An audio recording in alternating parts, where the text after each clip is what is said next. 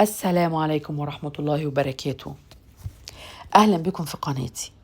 قبل ما نبدأ يا جماعة، أنا حابة أوضح حاجة مهمة جدا. القناة دي مش منحازة للرجل ضد المرأة، ومش منحازة للمرأة ضد الرجل. أنا هدفي إني بناقش العلاقات الإنسانية بكل حيادية وموضوعية، وبتكلم عن التصرفات الصح والغلط بغض النظر مين اللي عملها. لما انتقد تصرف من رجل فده لأن التصرف نفسه اللي غلط، ولما انتقد تصرف من مرأة فده بيكون لنفس السبب. احنا هنا بنحاول نفهم بعض أكتر ونشوف العلاقات من كل الزوايا، بعيدا عن التعصب والانحياز لأي طرف من الأطراف. كل قصة أو كل موضوع بتناقش فيه ده هدفه الاستفادة والتعليم واستخلاص الدروس، لأن الحقيقة دايما ليها أكتر من جانب. الحكم العادل لازم يكون مبني على الوقائع مش على النوع. لو بتحب المحتوى الهادف اللي بيحترم عقل المشاهد وبيعرض الأمور بإنصاف، ما تنساش تدعم القناة بالإعجاب والاشتراك وتفعيل الجرس. ويلا بينا نبدأ حلقتنا النهاردة. حلقة النهاردة عن علامات تعرفك إن حب المرأة انتهى. إزاي تعرف إن الست اللي معاك حبها بقى بيقل وانتهى؟ في ناس كتير فاكرة إن الست لما تبطل تحب هتقول للرجل بكل صراحة ووضوح: خلاص أنا ما بقتش بحبك. بس الحقيقة إن ده نادر جدا يحصل. الست غالبا ما بتصحاش من النوم هي مقررة إن أنا ههد البيت وههد الحياة فجأة لأنها بطلت تحب. لا لا لا، الموضوع يا جماعة بيبدأ بحاجات صغيرة: زعل بيتراكم، خذلان يتكرر، ووجع محدش بيحاول يفهمه، لحد ما بيجي عليها اليوم بقى تلاقيها ساكتة وهادية وما بتتخانقش وما ما بتسألش، مفيش أي رياكشنات ليها. ساعتها معظم الرجالة بقى بيفكروا يقولوا إيه؟ ياه، الدنيا بقت أحسن، البيت بقى هادي، ده أنا خلصت من زنها. لكن الحقيقة إن ده ممكن يكون أخطر إنذار في العلاقة كلها. في الحلقة دي هنتكلم عن علامات انتهاء الحب عند المرأة، وإزاي تعرف إن الست اللي معاك لسه زعلانة منك ولا قلبها فعلا بدأ يخرج من حياتك واحدة واحدة. خليك معايا للنهاية. أول حاجة بتحصل لما مشاعر الست تبدأ تضعف إنها تبطل تعتبرك الشخص اللي بتحكي له كل حاجة. زمان كانت تكلمك وتحكي لك من أول ما صحيت لحد ما نامت، أول صوت تصحى عليه وآخر صوت تنام عليه، تحكي لك مين قال لها إيه وحصل معاها إيه واتبسطت من إيه. لكن دلوقتي كل حاجة بقت عادي، مفيش زي كل يوم. هي دي الردود. وده مش معناه إنها ما عندهاش كلام، بالعكس، هي لسه بتحكي بس الناس تانية، لأنها ما بقتش حاسة إنك مهتم تسمع ليها. مثلا واحدة كانت كل يوم أول ما جوزها يرجع من الشغل تقعد تحكي له تفاصيل يومها. كل مرة كان ماسك الموبايل ومش مركز. بعد فترة بطلت تحكي خالص، مش عشان مفيش كلام، عشان مفيش، هو مش بيسمعها، هو منتبه للموبايل لحتة حديدة وسايبها تتكلم عادي جدا وراديو شغال جنبه. هتيجي تبص هتلاقيها بطلت تغير عليك. في رجالة كتير لما الست بقى تبطل تغير عليهم بيفرحوا: احنا ارتحنا من الزن، ويقولوا اخيرا بطلت التحقيقات ومفتش كرومبو. لكن الحقيقة يا بيه هي مختلفة، لان الغيرة المعتدلة معناها الاهتمام. احنا هنا ما بنتكلمش عن الغيرة القاتلة، لا، احنا بنقول الغيرة معتدلة، وده بيترجم ان هي مهتمة بيك، معناها ان الشخص ده فارق معاها. لكن لما تلاقيها ما بقتش تسأل انت فين ولا مع مين ولا اتأخرت ليه، وهنا لازم تقلق. زمان لو كنت اتأخرت ساعة كانت هتتصل بيك 5 مرات، دلوقتي ممكن تختفي يوم كامل، تطلع من الصبح ترجع آخر الليل، وهي مش مهتمة تعرف انت فين وبتعمل ايه وايه اللي بيحصل معاك اصلا. بطلت تعاتبك، ودي كمان من اخطر العلامات، لان الست طول ما هي بتعاتبك يبقى لسه عندها أمل في الشخص اللي قدامها، لسه مستنياك تفهمها وتحتويها، لسه عايزة إنها تصلح الحياة بينك وبينها. لكن أول ما العتاب ده يختفي، اعرف إن التعب بدأ يسكت. زمان هتقولك انت ليه نسيت تتصل، انت ليه ما بقتش بتهتم. لكن تعالى بقى دلوقتي، ولا كلمة ولا سؤال ولا نقاش، كأن الموضوع ما بقاش فارق. ما هي بطلت تعاتبك، وجودك وغيابك بالنسبة لها بقى حاجة واحدة.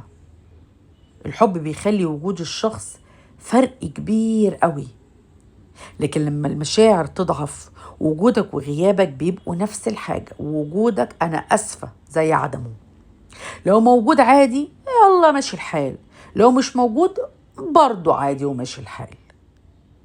لو قلت لك مثال، مثلا زمان لو سافرت يومين كانت تقول وحشتني، أنا مش عارفة أنام في البيت من غيرك. دلوقتي بتسافر أسبوع وترجع وكأنك كنت نازل تشتري حاجة من السوبر ماركت وطالع لها، ولا بتسأل ولا بتهتم. ما بقتش مستنية منك ردود أفعال، أو مستنية منك تعمل لها حاجة تبسطها. الست اللي بتحب بتستنى رسالة، بتستنى مكالمة، مفاجأة، اهتمام.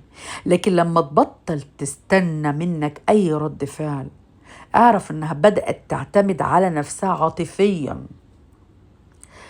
مثلا عيد ميلادها قرب، زمان كانت بتبقى فرحانة ومستنية منك أي لفتة صغيرة، خروجة حلوة، كلمة طيبة، احتواء. دلوقتي لو نسيت اليوم كله ولا هيفرق معها ولا هتعلق أصلا، عادي، اتعودت منك على الإهمال. بتختار أي حاجة قبلك. لما تيجي بقى تبص تلاقي الست بطلت تحطك انت في الأولوية، اعرف ان انت نزلت من نظرها. لما الست تحبك بجد بتخصص لك وقت مهما كانت مشغولة.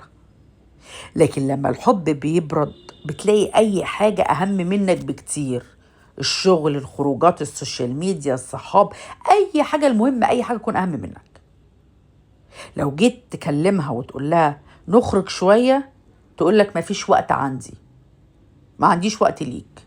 وبعدها بساعتين بتبص تلاقيها تنزل الصور وهي خارجة مع أصحابها. هي فضلت أصحابها عليك. الحنية لما بتختفي، المرأة بطبعها حنونة مع الشخص اللي بتحبه. لكن لما الحب يضعف، الحنية دي بتقل لحد ما تنتهي وتختفي تماما.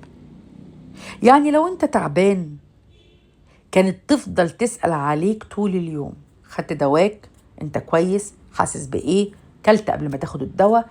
حنية وأسئلة تدل على الحب.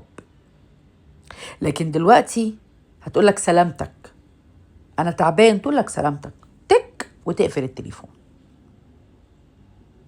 مرة واحدة تلاقي كل حاجة فيك غلط، بقت بتنتقدك، كلامك غلط، لبسك غلط، طريقتك غلط، هزارك غلط. ليه؟ لأن المشاعر الحلوة اللي كانت بتغطي العيوب بدأت تختفي. انت كان فيك عيوب موجودة، بس هي الحب ما كانش موريها. لكن لما الحب والمشاعر الحلوة قلت، بدأت الانتقادات تزيد. نفس النكتة اللي كنت بتضحك عليها زمان بقت دلوقتي تقولك انت سخيف قوي كده ليه. دي مرحلة متقدمة جدا، بقت تتخيل حياتها من غيرك. خلاص وصلنا للنهاية. تلاقيها بتخطط لمستقبلها لوحدها وتتكلم عن أحلامها من غير ما تكون أنت جزء منها. يعني مثلا تسألها شايفة نفسك فين بعد 5 سنين، ترد على أحلامها الشخصية بس من غير ما تذكر وجودك، وكأنك مش شريك في البيت. أنت مش زوجها، مش شريك حياة. واللامبالاة بقى بتبقى هي دي النهاية الحقيقية خلاص. ودي أخطر علامة في الحلقة كلها.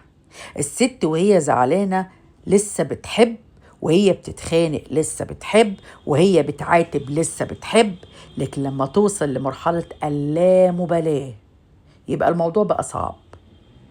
تختفي يومين وترجع تلاقي ردها أهلا، بس كده مفيش أسئلة، مفيش اهتمام، مفيش فضول ولا حتى زعل، كأنك شخص عادي جدا. وساعتها لازم تعرف إن المشكلة مش في الصمت، المشكلة إن المشاعر نفسها بقت ضعيفة. في النهاية لازم تفتكر إن مش كل ست ساكتة يبقى بطلت تحب، ومش كل واحدة بطلت تعاتبك معناها إن الحب انتهى. أوقات كتير بتكون تعب من الكلام، وتعب من الشرح، وتعب من إنها تطلب نفس الحاجة 1000 مرة ومرة. عشان كده لو شفت العلامات دي في العلاقة أو مع زوجتك، ما تستناش لحد ما الحب يضيع بالكامل.